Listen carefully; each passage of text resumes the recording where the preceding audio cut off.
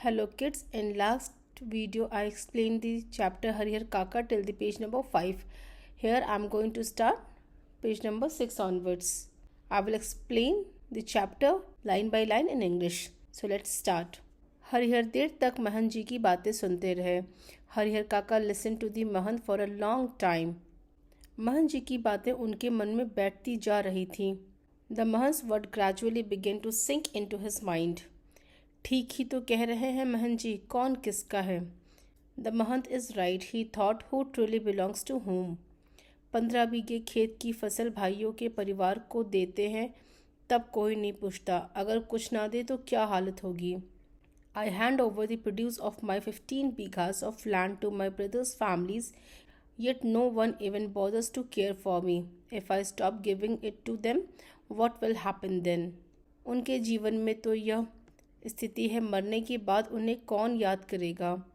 During my life time this is how they treat me. After my death who will even remember me.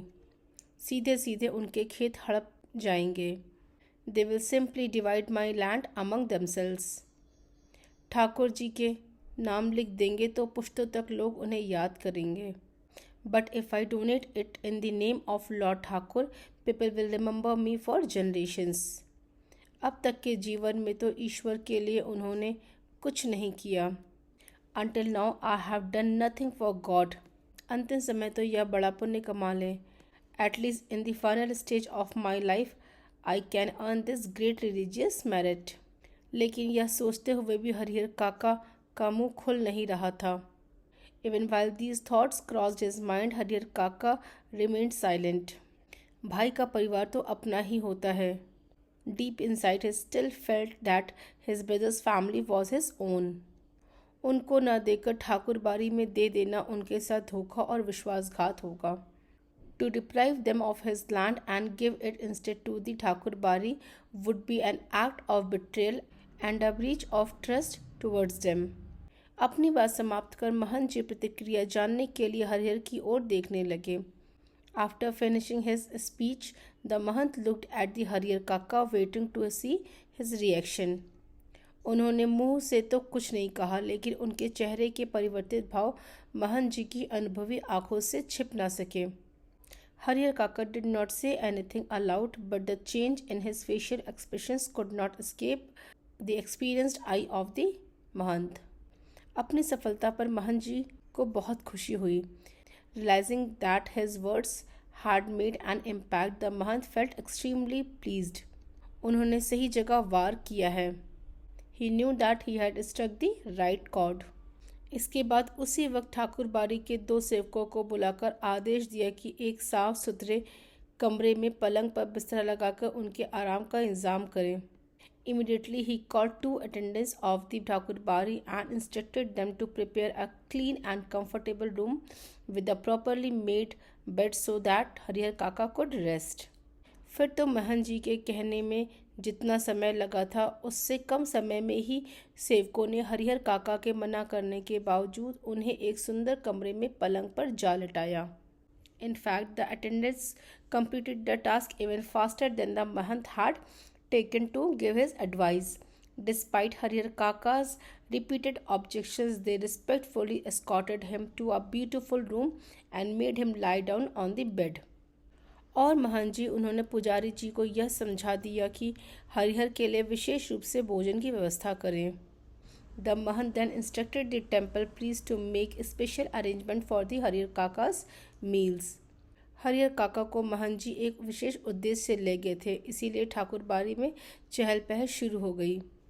Since the Mahant had brought Harihar काका to the Thakur बारी with a specific purpose in mind, the entire temple suddenly became busy making arrangement for his comfort and care.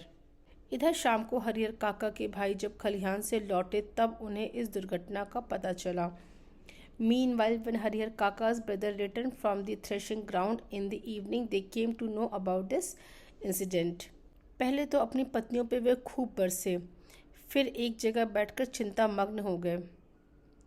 At first, they scolded their wives severely. Then they sat together in one place, deeply worried and lost in thought. हालांकि गांव के किसी व्यक्ति ने भी उनसे कुछ नहीं कहा था. Although no one in the village had told them anything, महन जी ने हरिहर काका को क्या क्या समझाया है इसकी भी जानकारी उन्हें नहीं थी. And they had no idea what the mahant had said to Harihar Kaka. लेकिन इसके बावजूद उनका मन शंकालु और बेचैन हो गया. They still became suspicious and restless. दरअसल बहुत सारी ऐसी बातें होती हैं जिनकी जानकारी बिना बताए ही लोगों को मिल जाती है. In truth, there are many things in the life that people somehow come to sense without anyone actually telling them. शाम गहराते गहराते हरिहर काका के तीनों भाई ठाकुर बाड़ी में पहुंचे. As evening grew darker, Harihar काका's three brothers arrived at the Thakur बाड़ी. उन्होंने हरिहर काका को वापस घर चलने के लिए कहा. They requested him to return home with them. इससे पहले कि हरिहर काका कुछ कहते महन जी बीच में आ गए. But before हरिहर काका could say anything, the Mahan intervened and said, आज हरिहर को यहीं रहने दो. बीमारी से उठा है, इसका मन अशांत है. ईश्वर के दरबार में रहेगा तो शांति मिलेगी. Let Harihar stay here tonight. He has only recently recovered from illness and his mind is disturbed. If he stays in God's abode, he will find peace. लेकिन उनके भाई उन्हें घर ले चलने के लिए जिद करने लगे. However, Harihar काका's brothers continued insisting that he should come home. इस पर ठाकुर बाड़ी के साधु संत उन्हें समझाने लगे. The saints and the monks of the Thakur बाड़ी then tried to convince them otherwise. वहाँ उपस्थित गांव के लोगों ने भी कहा कि एक रात ठाकुर बाड़ी में रह जाएंगे तो क्या हो जाएगा. Even the villagers who were present there said, "What harm is there if he spends just one night in the Thakur बाड़ी?" अंता भाइयों को निराश हो वहाँ से लौटना पड़ा. इन द एंड हरिहर काका's brother had no choice but to return home disappointed. Page number 7. रात में हरिहर काका को भोग लगाने के लिए जो मिष्ठान और व्यंजन मिले वैसा उन्होंने कभी नहीं खाए थे. That night the sweets and the delicious dishes served to Harihar काका as offering to the Lord were unlike anything he had even eaten before. घी टपकते हुए मालपुए, रस बुनिया, लड्डू, छेने की तरकारी, दही, खीर. There were rich malpuas dripping with ghee, syrup-soaked sweets, laddus, cottage cheese curry, curd, kheer and many other delicious dishes. पुजारी जी ने स्वयं अपने हाथों से खाना परोसा था. The temple priest himself served the food with his own hands. पास में बैठे महंत जी धर्म चर्चा से मन में शांति पहुंचा रहे थे. While the Mahant sitting besides Harihar काका comforted him with spiritual discussions and words of wisdom. एक ही रात में ठाकुर बाड़ी में जो सुख शांति और संतोष पाया वह अपने अब तक के जीवन में उन्होंने नहीं पाया था. In just one night at the Thakur बाड़ी, हरिहर काका experienced a sense of peace, happiness and contentment that he had never known before in his entire life. इधर तीनों भाई रात भर सो नहीं सके. Meanwhile, his three brothers could not sleep throughout the night. भावी आशंका उनके मन को मत्ती रही. The fear of what might happen kept troubling their minds. 15 बीघे खेत, 15 बीघास of fertile land. इस गांव की उपजाऊ जमीन, the most productive land in the village. 2 lakh से अधिक की संपत्ति, worth more than 2 lakh rupees. अगर हाथ से निकल गई तो फिर वह कहीं के ना रहेंगे. If it is slipped out of their hands, they felt they would lose everything. सुबह तड़के ही तीनों भाई पुनः ठाकुर बाड़ी पहुँचे. At daybreak, all three brothers returned to the Thakur बाड़ी. हरिहर काका के पांव पकड़ रोने लगे. They fell at Harihar काका's feet and began to weep.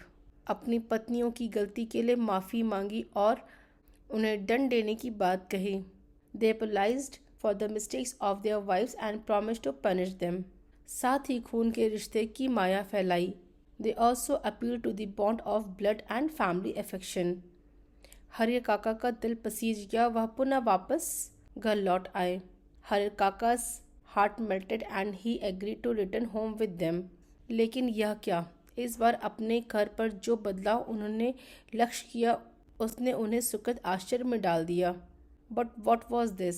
This time when Harihar काका returned home, the change he noticed left him pleasantly surprised. घर के छोटे बड़े सब उन्हें सिर आंखों पर उठाने को तैयार। Every member of the family, young and the old alike, was eager to honor and care for him. भाइयों की पत्नियों ने उनके पैर पर माथा रख गलती के लिए क्षमा याचना की। His brother's wife bowed at his feet, placed their foreheads on them and begged his forgiveness for their mistakes. फिर उनकी आवभगत और जो खातिर शुरू हुई वैसी खातिर किसी के यहाँ मेहमान आने पर भी नहीं होती होगी। From that day onward, the care and the hospitality shown to him were so extraordinary that even a special guest might not receive such treatment. उनकी रुचि और इच्छा के मुताबिक दोनों जून खाना नाश्ता तैयार। Breakfast and meals were prepared according to his taste and wishes every day. 5 महिलाएं उनकी सेवा में मुस्तैद, 3 भाइयों की पत्नी और 2 उनकी बहुएं। 5 women were always ready to serve him, his 3 sisters-in-law and his 2 daughters-in-law. Harihar काका आराम से दालान में पड़े रहते। हरिहर काका spent his days resting comfortably in the veranda. जिस किसी चीज़ की इच्छा होती आवाज़ लगाते ही हाजिर। Whatever he desired was brought to him the moment he asked for it. वे समझ गए थे कि यह सब महन जी के चलते ही हो रहा है। He understood very well that all his change had come about because of the Mahan's influence. इसलिए महन जी के प्रति उनके मन में आदर और श्रद्धा के भाव निरंतर बढ़ते ही जा रहे थे। As a result, his respect and reverence for the Mahant continued to grow day by day. बहुत बार ऐसा होता कि बिना किसी के कुछ बताए गांव के लोग असली तथ्य से स्वयं वाकिफ हो जाते हैं। Very often people in a village come to know the real truth without anyone actually telling them anything. Harihar काका की घटना के साथ ऐसा ही हुआ। The same happened in Harihar काका's case. दरअसल लोगों की जुबान से घटनाओं की जुबान ज़्यादा पैनी और असरदार होती है। In fact, the language of events is often sharper and more powerful than the words spoken by people. घटनाएं स्वयं ही बहुत कुछ कह देती हैं। Events themselves reveal a great deal. लोगों के कहने की ज़रूरत नहीं रहती। And there is no need for anyone to explain them. ना तो गांव के लोगों से महन जी ने कुछ कहा था और न हरिहर काका के भाइयों ने ही। Neither the Mahant had told the villagers anything, nor had Harihar काका's brother. इसके बावजूद गांव के लोग सच्चाई से अवगत हो गए थे। Even so, the villagers somehow came to know the truth. फिर तो गांव की बैठकों में बातों का जो सिलसिला चल निकला उसका कहीं कोई अंत नहीं। Soon discussions about the matter spread throughout the villages. There seemed to be no end to the conversation. हर जगह उन्हीं का प्रसंग शुरू। Everywhere people were talking about Harihar काका. कुछ लोग कहते कि हरिहर को अपनी ज़मीन ठाकुर जी के नाम लिख देनी चाहिए। Some villagers believed that the Harihar काका should donate his land to Lord Thakur and the Thakur बारी। इससे उत्तम और कुछ नहीं। According to them, nothing could be more noble. इससे कीर्ति भी अचल बनी रहती। Such an act would also ensure that his name and fame lived on forever. इसके विपरीत कुछ लोगों की मान्यता यह थी कि भाई का परिवार तो अपना ही होता है।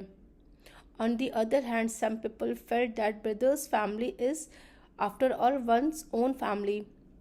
अपनी जायदाद उन्हें न देना उनके साथ अन्याय करना होगा। Refusing to give them his property would be an injustice to them. खून के रिश्ते के बीच दीवार बनानी होगी। It would create a wall between peoples bound by ties of blood. जितने मुंह उतनी बातें। ऐसा जबरदस्त मामला पहले कभी नहीं मिला था। As the saying goes, every person has a different opinion. Such a serious issue had never arisen. इसलिए लोग मौन होना नहीं चाहते थे। So people were unwilling to remain silent. अपने अपने तरीके से समाधान ढूंढ रहे थे और प्रतीक्षा कर रहे थे कि कुछ घटित हो। Everyone tried to find a solution in their own way and waited to see what would happen next. हालांकि इसी क्रम में बातें गर्माहट भरी भी होने लगी थी। Gradually the discussions became heated. लोग प्रत्यक्ष और परोक्ष रूप से 2 वर्गों में बंटने लगे थे। People began to divide into 2 opposite groups, both openly and secretly. कई बैठकों में दोनों वर्गों के बीच आपस में तू मैं भी होने लगी थी। In many village gatherings arguments and quarrel broke out between the two sides. एक वर्ग के लोग चाहते थे कि हरियर अपने हिस्से की ज़मीन ठाकुर जी के नाम लिख दे। One group believe that Harihar Kaka should donate his share to the land to lord Thakur. तब यह ठाकुरबारी न सिर्फ इलाके की सबसे बड़ी ठाकुरबारी होगी, बल्कि पूरे राज्य में इसका मुकाबला कोई दूसरी ठाकुरबारी नहीं कर सकेगी। According to them, this would make the Thakurbari not only the largest temple in the surroundings region but also one of the greatest in the entire state, with no other temple able to match it. इस वर्ग के लोग धार्मिक संस्कारों के लोग हैं। Most people in this group were deeply religious. साथ ही किसी न किसी रूप से ठाकुरबारी से जुड़े हैं। In one way or another connected with the Thakurbari. असल में सुबह शाम जब ठाकुर जी का भोग लगाया जाता तब साधु संतों के साथ गांव के कुछ पेटू और चटोर किस्म के लोग प्रसाद पाने के लिए वहां जुट जाते हैं। In fact, every morning and evening when food was offered to Lord Thakur, a number of greedy and food-loving villagers gathered there along with the saints to receive the prasad. ये लोग इसी वर्ग के हिमायती हैं। These people strongly supported this group. दूसरे वर्ग में गांव के प्रगतिशील विचारों वाले लोग तथा वैसे किसान हैं जिनके यहाँ हरियर काका जैसे औरत मर्द पल रहे होते हैं। The other group consisted of progressive minded villagers and farmers who had elderly men and women like हरियर काका in their own families. गांव का वातावरण तनावपूर्ण हो गया था और लोग कुछ घटित होने की प्रतीक्षा करने लगे थे। The atmosphere in the village became tense and everyone waited anxiously for the next development. इधर भावी आशंकाओं को मद्देनजर रखते हुए हरियर काका के भाई उनसे यह निवेदन करने लगे कि अपनी ज़मीन वे उन्हें लिख दें। Meanwhile, keeping their future fears in mind, हरियर काका's brother repeatedly requested him to transfer his land to them. उनके सिवाय उनका और अपना है ही कौन? They pleaded, who else do you have besides us? We are your own family. इस विषय पर हरिहर काका ने एकांत में मुझसे काफ़ी देर तक बात की। हरिहर काका discussed this matter with me privately for a long time. अंततः हम इस निष्कर्ष पर पहुँचे कि जीते जी अपनी जायदाद का स्वामी किसी और को बनाना ठीक नहीं होगा।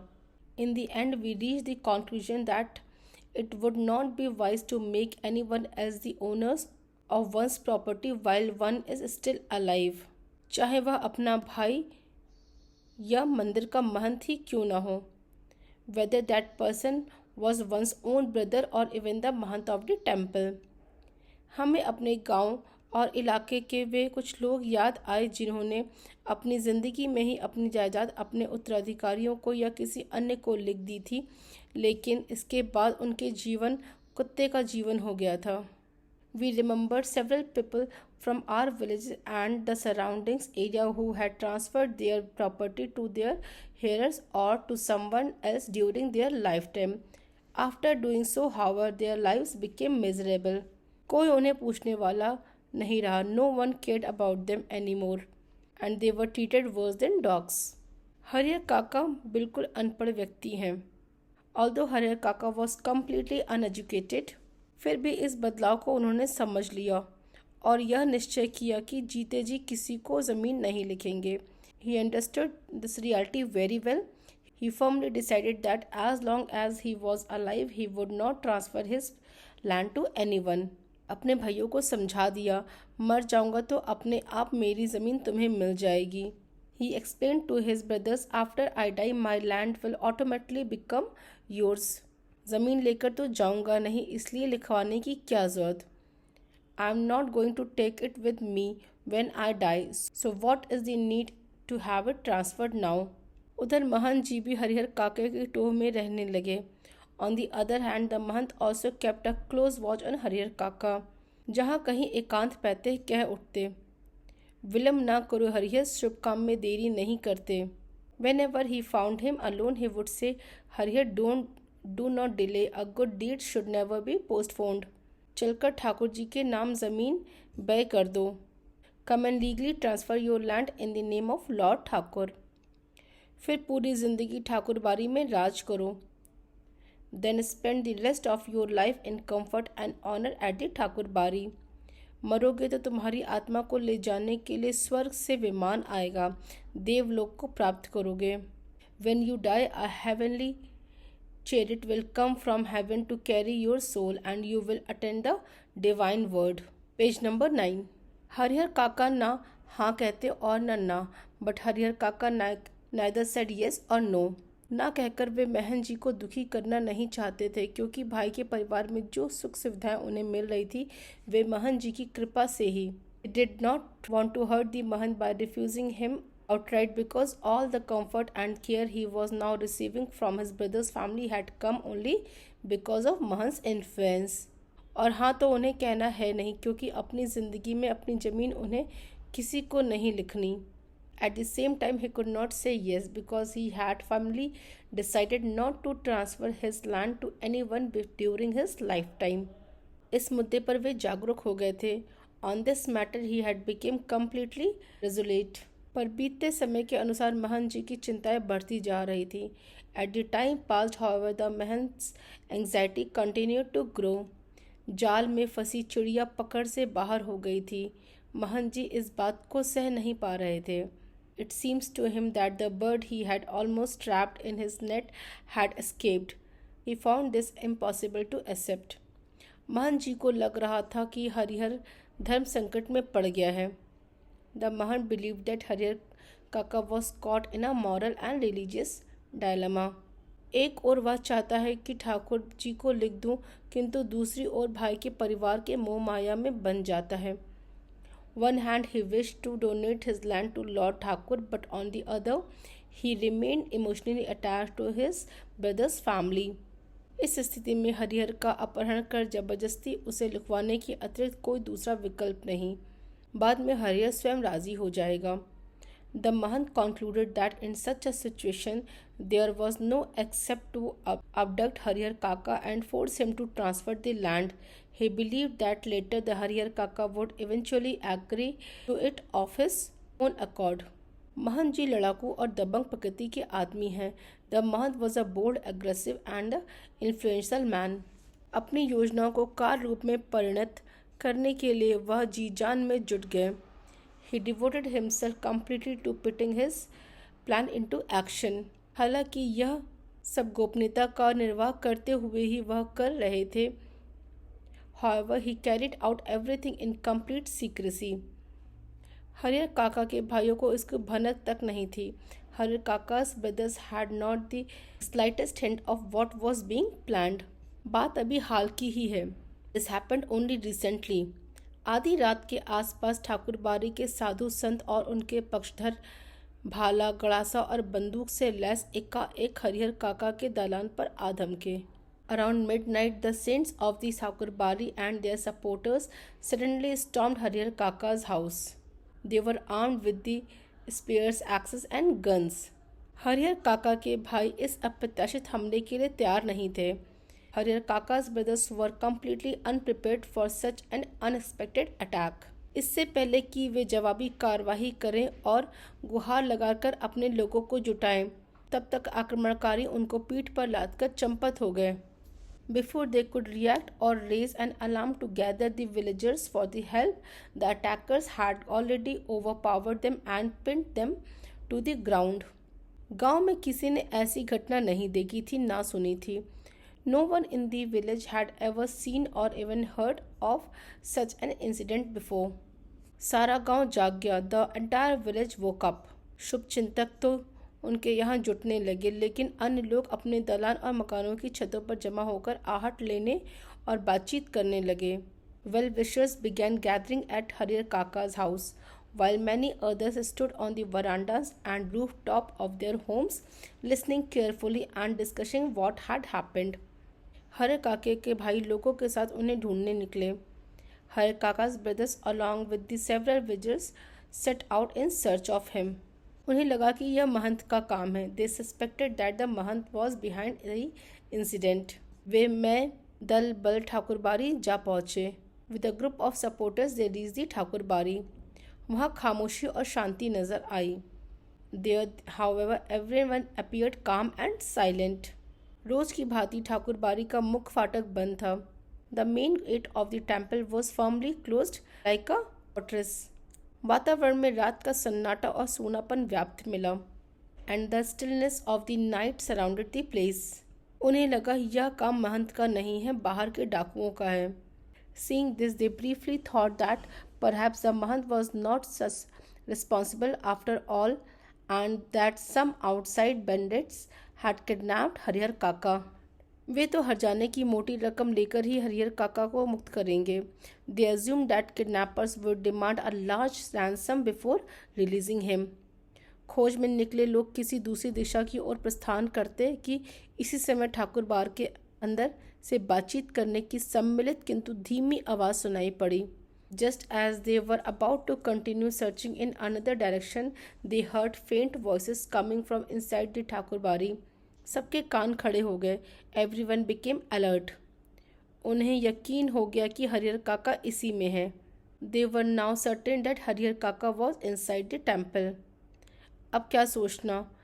Without another thought they Thakur Bari का फाटक पीटने लगे। They began banging loudly on the main gate of the Thakur Bari. Page number 10। इसी समय ठाकुर बारी की छत से रोड़े और पत्थर उनके ऊपर गिरने लगे। From the roof of the Thakur बारी bricks and stones began to rain down on them. वे तितर बितर होने लगे, अपने हथियार संभाले। The crowd scattered in panic and tried to ready their weapons. लेकिन हथियार संभालने से पहले ही ठाकुर बारी के कमरों की खिड़कियों से फायरिंग शुरू हो गई। But before they could even do so, gunfire suddenly erupted from the windows of the temple rooms. एक नौजवान के पैर में गोली लग गई। A young man was shot in the leg and वह गिर गया and fell to the ground. उसके गिरते ही हरिहर काका के भाइयों के पक्षधर भाग चले। Seeing this, the supporters of Harihar काका brothers fled in fear. सिर्फ वे तीनों भाई बचे रह गए। Only the three brothers remained behind. अपने तीनों के बूते इस युद्ध को जीतना उन्हें संभव नहीं जान पड़ा। They realized that the three of them alone could not possibly win such a battle. इसलिए वे कस्बे के पुलिस थाने की ओर दौड़ पड़े। Therefore they ran towards the police station in the nearby town to seek help. इधर ठाकुर बारी के भीतर महंत और उनके कुछ चंद विश्वासी साधु सादे और लिखे कागजों पर अनपढ़ हरिहर काका के अंगूठे के निशान जबरन ले रहे थे। Meanwhile, inside the Thakur Bari, the Mahant and a few of his trusted monks were forcefully taking Harihar Kaka's thumb impression on plain and written legal documents. Harihar काका तो महंत के इस व्यवहार से जैसे आसमान से ज़मीन में आ गए थे। Harihar Kaka was utterly shocked by the महंस behavior. उन्होंने सपने में भी नहीं सोचा था कि महंत जी इस रूप में भी आएंगे। He had never imagined even in his dreams that the Mahant could reveal such a face. जिस महंत को वह आदरणीय एवं श्रद्धेय समझते थे, वह महंत उन्हें अब घृणित, दुराचारी और पापी नजर आने लगा था। The Mahant whom he had always regarded as a worthy of great respect and reverence now appeared to him as a wicked, corrupt and sinful man. अब वह उस महंत की सूरत भी देखना नहीं चाहते थे। Harihar Kaka no longer even wish to look at his face. अब अपने भाइयों का परिवार महंत जी की तुलना में उन्हें ज़्यादा पवित्र, नेक और अच्छा लगने लगा था। Compared with the Mahant, his family now seemed far more honest, noble and virtuous. Harihar काका ठाकुर बारी से अपने घर पहुंचने के लिए बेचैन थे। Harihar Kaka was desperate to leave the Thakur बारी एंड रिटर्न होम। लेकिन लोग उन्हें पकड़े हुए थे और महंत जी उन्हें समझा रहे थे। But the men held him tightly while the Mahant keep trying to persuade him, saying, तुम्हारे भले के लिए ही यह सब किया गया Harihar. Harihar, everything we have done is only for your own good. अभी तुम्हें लगेगा कि हम लोगों ने तुम्हारे साथ जोर जबरदस्ती की, लेकिन बाद में तुम समझ जाओगे कि जिस धर्म संकट में तुम पड़े थे उससे उबारने के लिए यही एकमात्र रास्ता था।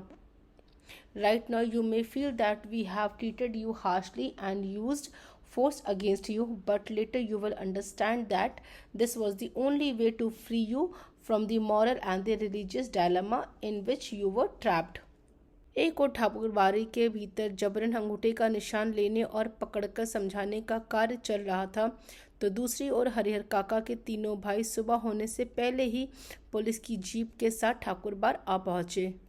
While on one hand Harihar Kaka was being forcibly made to put his thumb impressions on documents and was being restrained and persuaded inside the Thakur Bari, on the other hand his three brothers reaches the temple before dawn along with the police jeep.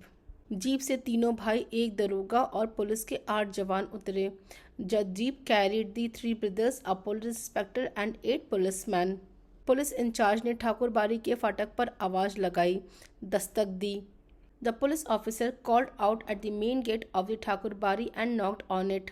लेकिन अंदर से कोई जवाब नहीं. But there was no response from inside. अब police के जवानों ने ठाकुर बाड़ी के चारों तरफ घेरा डालना शुरू किया. The policeman then began surrounding the temples from all 4 sides. Thakurbari अगर छोटी रहती तो पुलिस के जवान आसानी से उसे घेर लेते, लेकिन विशालकाय ठाकुर बाड़ी को पुलिस के सीमित जवान घेर सकने में असमर्थ साबित हो रहे थे. Had the ठाकुर बाड़ी begun a small place, they could have surrounded it easily. However, it was a huge temple complex and the limited number of policemen found it impossible to seal it off completely. फिर भी जितना संभव हो सका उस रूप में उन्होंने घेरा डाल दिया और अपना अपना मोर्चा संभाल सुबह की प्रतीक्षा करने लगे. Even so, they surrounded as much of it as they could, took up their position and waited for daybreak. Harihar काका के भाइयों ने सोचा था कि जब वे पुलिस के साथ ठाकुर बाड़ी पहुंचेंगे तो ठाकुर बाड़ी के भीतर से हमले होंगे और साधु संत रंगे हाथों पकड़ लिए जाएंगे. The Harihar Kaka's brother had expected that when they arrived with the police, the people inside the Thakur Bari would attack, and the saints and monk would be caught red-handed. लेकिन ऐसा कुछ भी नहीं हुआ. But nothing of the sort happened. Thakur Bari के अंदर से एक रोड़ा भी बाहर नहीं आया. Not even a single stone was thrown from the inside the temple. शायद पुलिस को आते हुए उन्होंने देख लिया था. It seemed that the people inside had already noticed the police approaching. सुबह होने में अभी कुछ देर थी, since it was still sometimes before sunrise. इसलिए पुलिस इंचार्ज रह रहकर ठाकुर बाड़ी का फाटक खोलने तथा साधु संतों को आत्मसमर्पण के लिए आवाज़ लगा रहे थे. The police officer repeatedly called out asking the occupants of the Thakur Bari to open the gate and surrender peacefully. Thank you kids. This video I am going to finish. In next video I will start from page number 11 onwards.